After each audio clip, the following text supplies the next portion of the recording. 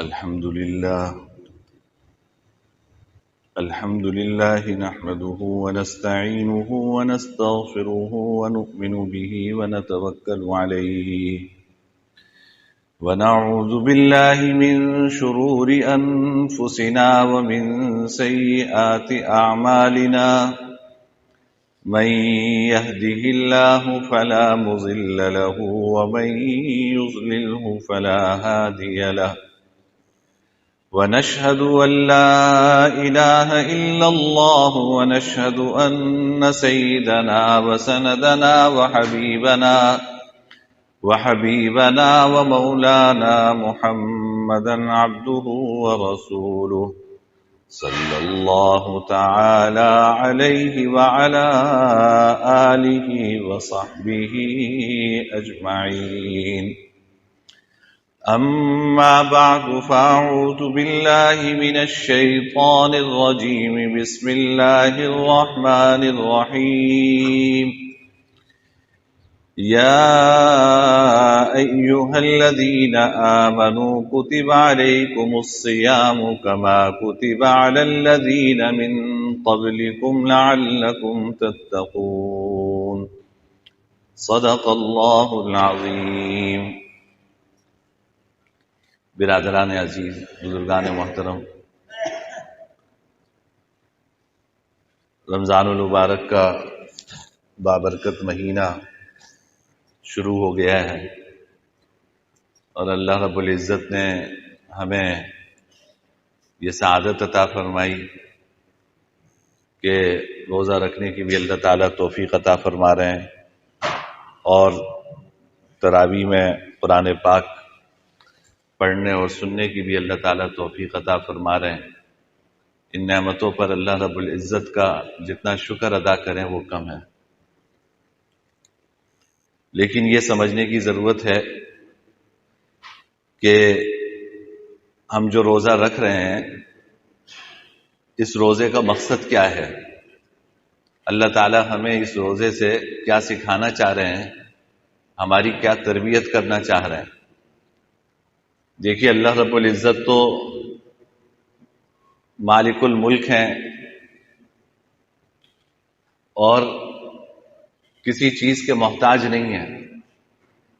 میں بھوکا رہوں پیاسا رہوں، اللہ رب العزت کی عظمت میں ادنا فرق نہیں آئے گا. پوری انسانیت بھوکی رہے پیاسی رہے صبح سے لے کے شام تک، تو اللہ رب العزت کا جو مقام اور مرتبہ ہے ہمارے بھوکے رہنے سے اس میں کوئی اضافہ نہیں ہوگا. تو اللہ تعالیٰ ہمیں جو بھوکا رکھ رہے ہیں پیاسا رکھ رہے ہیں اس میں ان کا فائدہ نہیں ہے، وہ ہماری تربیت فرمانا چاہتے ہیں، وہ ہمیں ایک ٹریننگ سے گزارنا چاہتے ہیں. تو ہمیں یہ سمجھنا چاہیے کہ وہ کیا تربیت ہے جو اللہ تعالیٰ ہمیں دینا چاہتے ہیں تاکہ وہ مقصد ہمیں حاصل ہو. اگر وہ مقصد حاصل ہوگا تو روزے کا پھر فائدہ ہوگا حقیقی معنوں میں.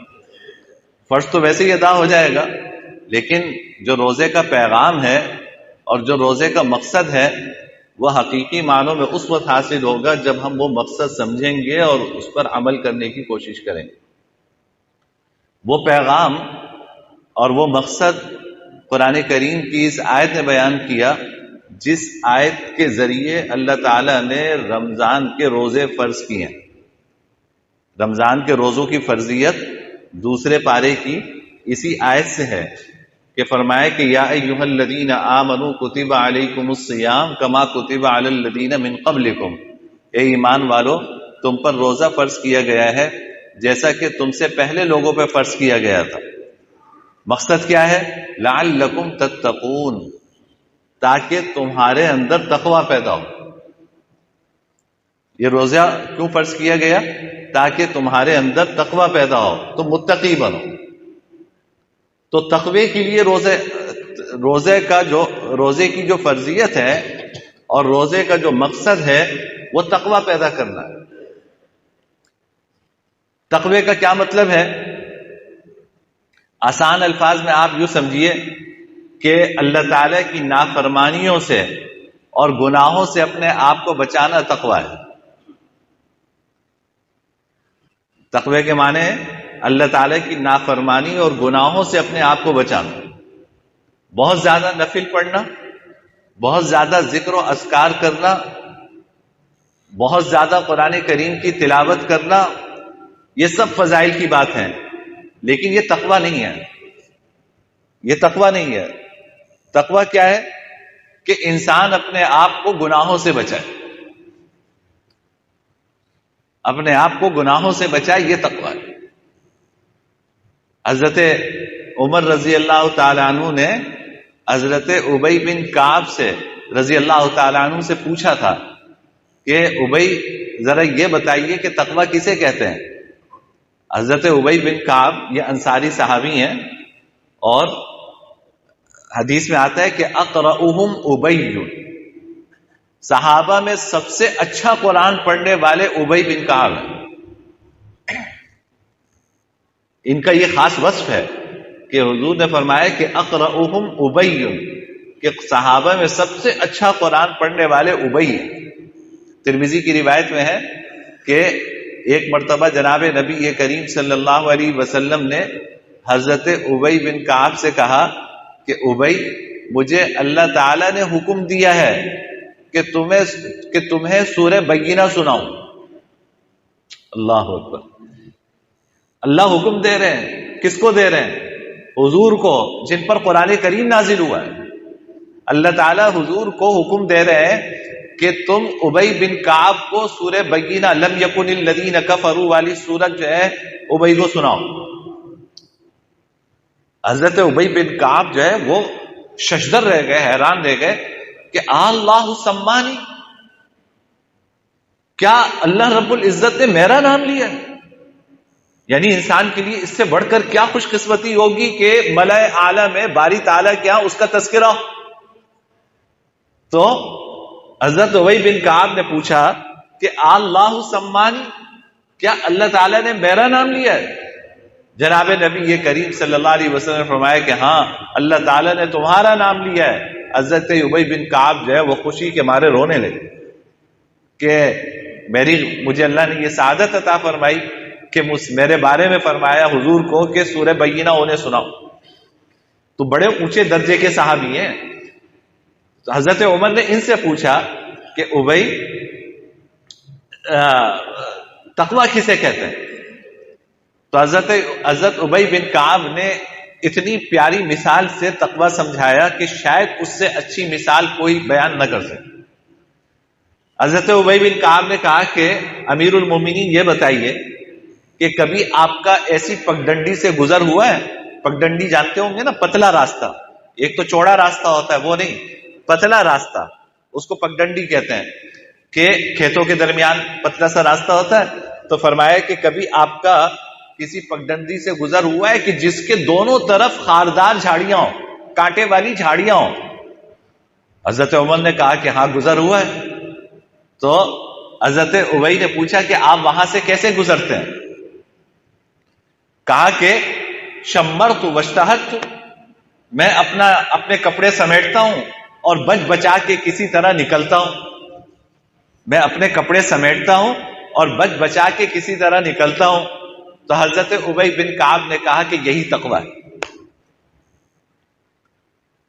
حضرت ابی بن کعب نے کہا کہ یہی تقویٰ ہے کہ دیکھو یہ دنیا جو ہے اس کی مثال خاردار جھاڑیوں کی سی ہے، ادھر بھی گناہ کے کانٹے ہیں، ادھر بھی گناہ کے کانٹے ہیں، دائیں بھی بائیں بھی، اوپر بھی نیچے بھی، سامنے بھی پیچھے بھی، ہر طرف گناہوں کے اسباب ہیں،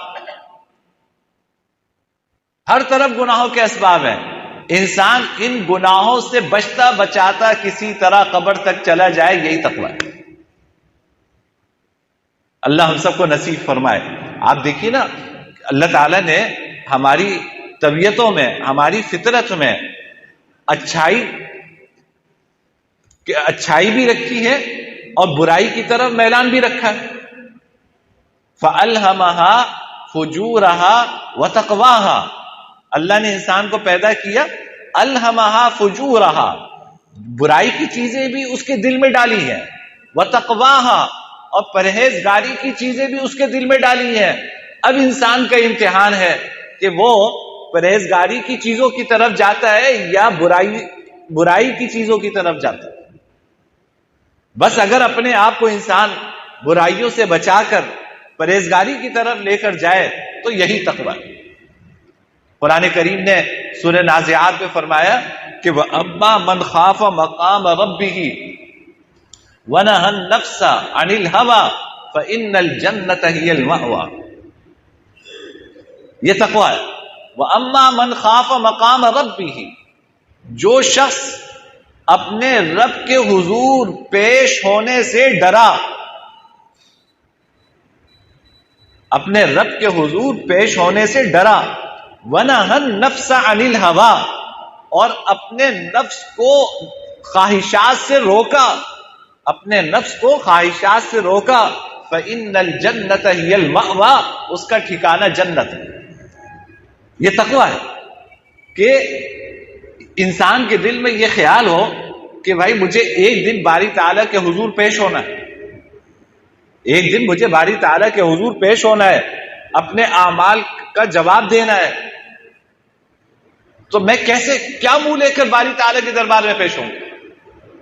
یہ خیال دل میں آیا، اور اس خیال کی وجہ سے انسان اپنے نفس کو برائی سے روک لیا، بس یہ تقویٰ ہے۔ اور فَإِنَّ الْجَنَّةَ هِيَ الْمَأْوَىٰ، ایسے شخص کا ٹھکانہ جنت ہے۔ اللہ ہم سب کو نصیب فرمائے کہ جب برائی کا موقع ہو، بھائی دیکھو ایک آدمی نابینا ہے، وہ غلط نگاہ اٹھانا چاہے تو بھی نہیں اٹھا سکتا، تو وہ اگر گناہ سے بچ رہا ہے وہ تقویٰ نہیں ہے۔ وہ اگر گناہ سے بچ رہا ہے وہ تقویٰ نہیں ہے۔ وجہ یہ کہ وہ تو نگاہ غلط اٹھا ہی نہیں سکتا۔ کمال کیا ہے انسان کا، جس کی وجہ سے اللہ نے انسان کو اس روئے زمین پر خلیفہ بنایا؟ کمال یہ ہے کہ اللہ نے نگاہ بھی عطا فرمائی ہے۔ آپ یہ نگاہ غلط جگہ اٹھا بھی سکتے ہو، لیکن یہ خوف تمہارے دل میں آ گیا کہ میرا اللہ مجھے دیکھ رہا ہے، میں کیا منہ لے کر اللہ کے حضور پیش ہوں گا۔ آپ اس خیال کی وجہ سے آپ نے اپنی نگاہیں جھکا لی۔ جب آپ اپنی نگاہ جھکاتے ہیں نا تو فرشتے بھی آپ پہ رش کرتے ہیں۔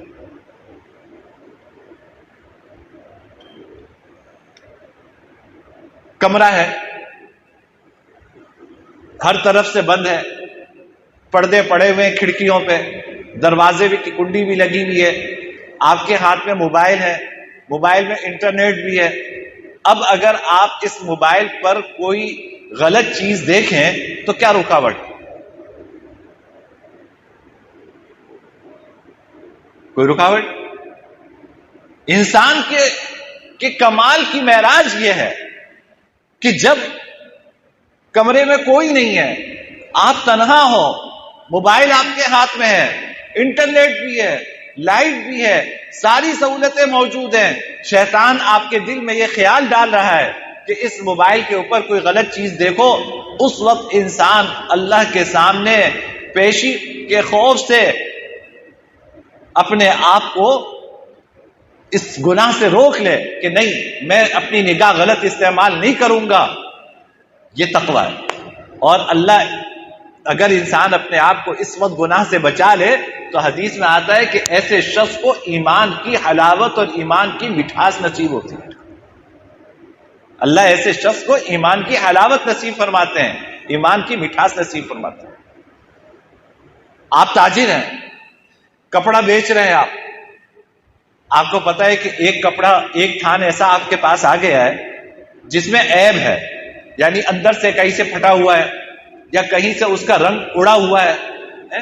اب ایک سیدھی سادی کوئی خاتون آئی آپ کے پاس یا کوئی سیدھا سادہ شخص آیا آپ کے پاس کپڑا لینے کے لیے، اب آپ چاہیں تو وہ والا سوٹ اس کو کاٹ کے دے دیں، جانے کے بعد کون واپس آتا ہے دکان پہ؟ سمجھے؟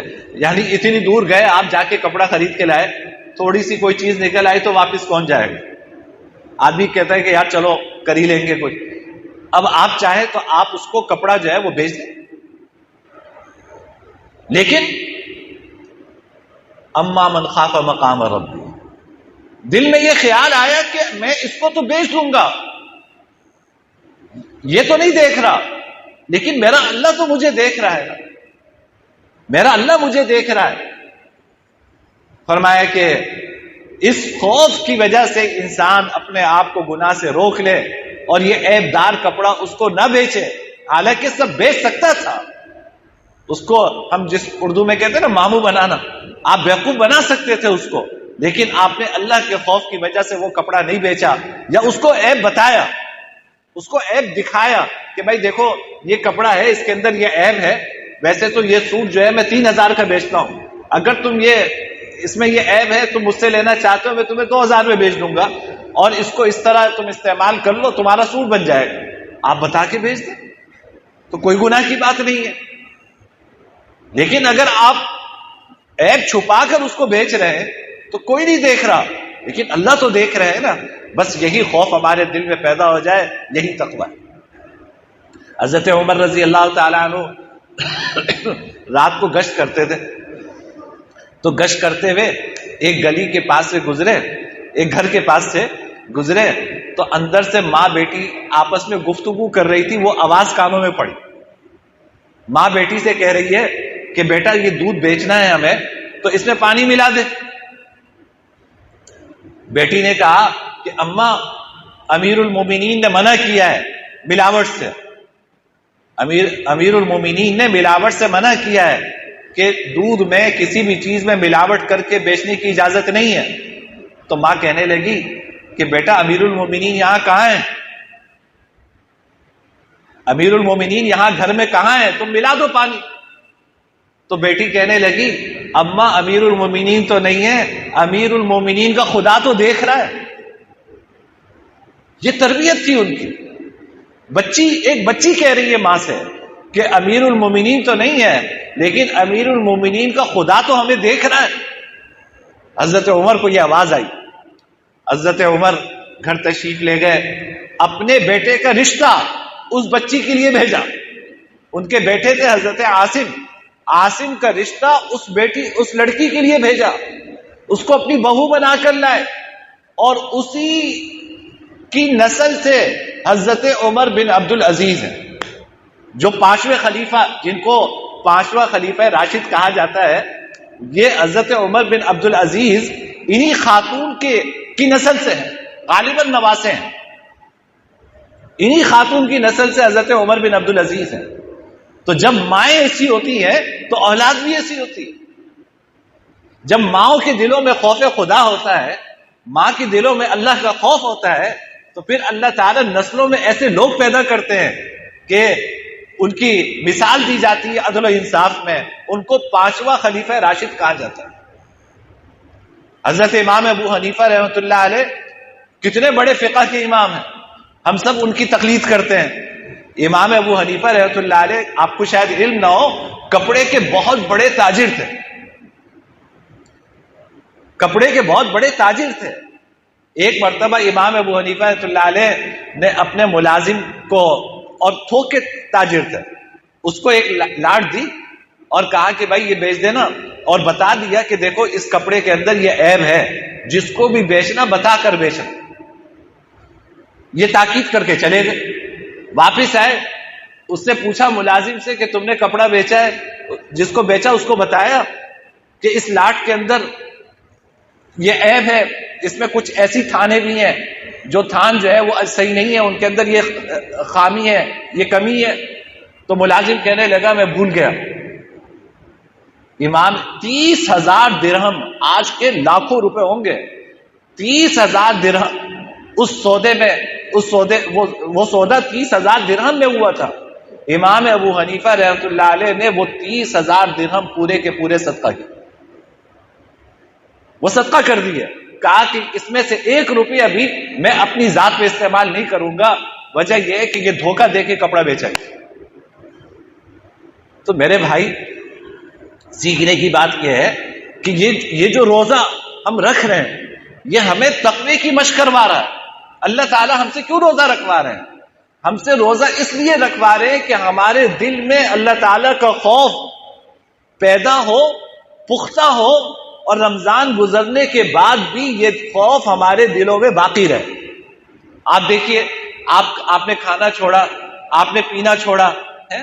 اب آپ دھوپ میں واپس گھر تشریف لے گئے، الحمدللہ اب تو سردیوں کا روزہ ہے، تھوڑی دیر کے لیے تصور کیجئے کہ گرمیوں کا روزہ ہے، 15-16 گھنٹے کا روزہ، جون جولائی کی تپتی دھوپ، آپ اس میں دھوپ میں گھر پہنچے، کمرہ ہے اس میں فریج بھی رکھا ہوا ہے، ٹھنڈا پانی ہے، کوئی نہیں ہے، کمرے کی کنڈی بھی لگی ہوئی ہے، میں آپ سے کہوں کہ تم جب کمرے میں جانا ہے، میں تمہیں 1,00,000 روپے دوں گا، تم ایک گھونٹ پانی پی لیں،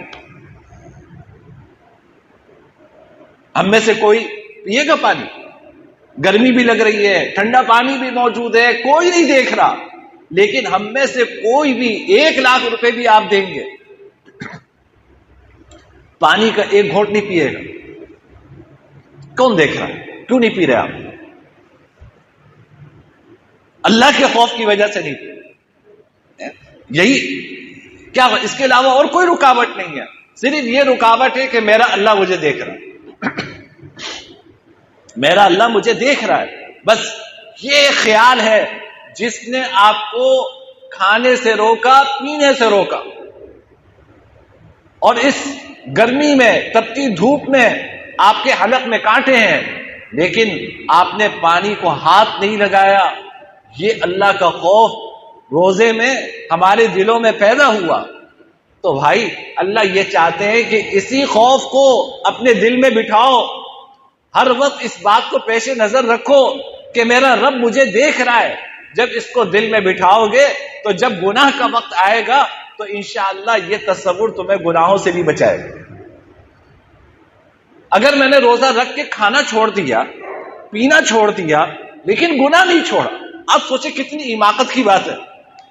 کھانا حلال، کھانا حلال، پانی حلال، آپ نے حلال تو چھوڑ دیا روزے میں لیکن حرام نہیں چھوڑا، تو پھر کیا فائدہ ہوا اس روزے کا؟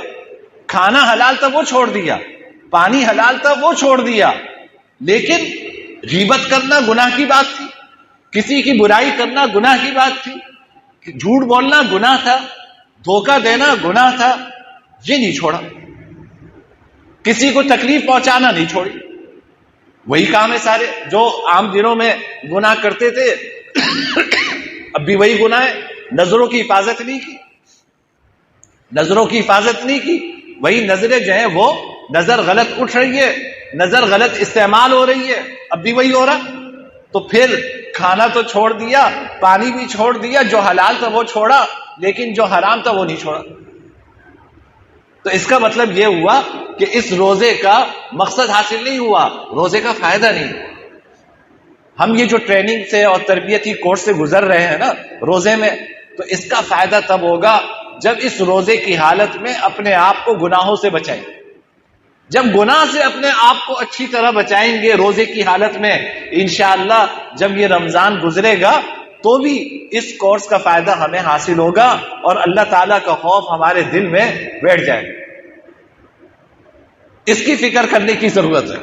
اگر یہ مقصد حاصل ہو گیا کہ بھائی روزے کا مقصد یہ تھا کہ تمہارے دلوں میں تقویٰ پیدا ہو، تمہارے دل میں اللہ کا خوف پیدا ہو، اگر دلوں میں اللہ کا خوف پیدا ہو گیا اور گناہوں سے ہم اس لیے بچے کہ اللہ کے سامنے پیش ہونا ہے، اللہ ہمیں دیکھ رہے ہیں، تو بس سمجھیے کہ آپ اس کورس میں کامیاب ہو۔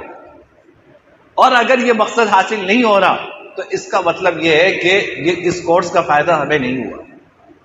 لیکن دیکھو، ایک دن میں کوئی آپ حسن بصری اور ذوالنون مصری نہیں بنیں گے۔ انسان جو ہے اس کے اندر اللہ نے خیر کی قوتیں بھی رکھی ہیں، شر کی قوت بھی رکھی ہے۔ خیر اور شر کی قوتوں کے درمیان ہر وقت کشمکش چلتی ہے۔ آپ سمجھتے ہیں کہ کوئی آدمی 70 سال کا ہو جائے تو اس کے دل میں گناہ کا خیال نہیں آتا ہوگا؟ یہ کشمکش انسان جب تک قبر میں نہیں جاتا، جب تک زندہ ہے، خیر اور شر کی کشمکش اس کے دل میں رہتی ہے۔ بس فرق یہ ہے کہ ابھی ہماری صورتحال یہ ہے کہ شر غالب ہے، خیر مغلوب ہے۔ یعنی جب کشمکش ہوتی ہے تو ایک راستہ وہ ہے جو شیطان دکھا رہا ہے آپ اور نفس دکھا رہا ہے، ایک راستہ وہ ہے جو آپ کو اللہ اس کا رسول دکھا رہا ہے۔ تو ابھی صورتحال یہ ہے کہ کشمکش ہوتی ہے اللہ اور اس کے رسول کے حکم میں اور نفس اور شیطان کی خواہش میں مقابلہ ہوتا ہے، لیکن ابھی ہماری جیت کا تناسب کم ہے، ہار کا تناسب زیادہ ہے۔ ابھی جیت کا تناسب کم ہے، ہار کا تناسب زیادہ ہے کہ 10 امتحانات پیش آئے، 2 میں آپ نے اللہ اور اس کے رسول کے حکم کو پورا کیا، 8 میں نفس اور شیطان کی خواہش کو پورا کیا۔ ابھی یہ صورتحال ہے، لیکن جب ہم روزے میں اپنے آپ کو گناہوں سے بچانے کی فکر کریں گے، گناہوں سے بچنے کی کوشش کریں گے، تو رفتہ رفتہ رفتہ رفتہ اس محنت کا نتیجہ یہ ہوگا کہ آپ کی جیت کا تناسب بڑھ جائے گا اور آپ کی ہار کا تناسب کم ہو جائے گا۔ جیت کا تناسب بڑھ جائے گا، ہار کا تناسب کم ہو جائے گا کہ مثلا 10 مواقع پیش آئے، 10 میں سے 8 میں آپ جیت گئے اور 2 میں آپ ہار گئے۔ 2 میں جو آپ ہارے اس میں شیطان اور نفس کی بات مان لی اور 8 جگہ پر اللہ تعالیٰ کی بات مان لی، لیکن جیت کا تناسب بڑھا ہے۔ اور انشاءاللہ جب یہی محنت ہوگی تو پھر یہ جو نفس ہے یہ نفس مطمئنہ بن جائے گا۔ نفس مطمئنہ قرآن کریم میں فرمایا کہ جب انسان کا نفس مطمئنہ بن جاتا ہے، یعنی خیر کی باتوں کا حکم دیتا ہے، تو پھر مرتے وقت یہ سعادت نصیب ہوتی ہے کہ اللہ تعالیٰ کہتے ہیں کہ یا ایتھا النفس المطمئنہ ارجعی الی ربک راضیۃ مرضیہ فادخلی فی عبادی وادخلی جنتی۔ اے نفس مطمئنہ، اپنے رب کی طرف لوٹ آؤ، تم اس سے راضی وہ تم سے راضی، میرے نیک بندوں میں داخل ہو جاؤ، میری جنت میں داخل ہو جاؤ۔ اللہ تعالیٰ کی طرف سے یہ پیغام ملتا ہے، لیکن یہ پیغام اس وقت ملے گا جب اس کشمکش میں آپ کی جیت زیادہ ہوگی، آپ کی ہار کم ہوگی۔ تو خلاصہ میری گفتگو کا یہ ہے کہ دیکھو بھائی، اس روزے کا بنیادی مقصد تقوی پیدا کرنا ہے، اس روزے کا بنیادی مقصد تقوی پیدا کرنا ہے، لعلکم تتقون۔ اور تقوی کا مطلب کیا ہے؟ کہ انسان اللہ رب العزت کے خوف سے گناہوں سے بچے، اللہ رب العزت کے خوف سے گناہوں سے بچے۔ بس انشاءاللہ اگر یہ مقصد حاصل ہو گیا، ہم اس کی کوشش کریں کہ گناہ نہیں کریں گے، بس گناہوں سے بچنے کی فکر پیدا ہو گئی تو سمجھیے کہ روزے کا مقصد حاصل ہو گیا۔ اللہ مجھے بھی عطا فرمائے، اللہ آپ کو بھی عطا فرمائے۔ وآخر دعوانا الحمدللہ رب العالمین۔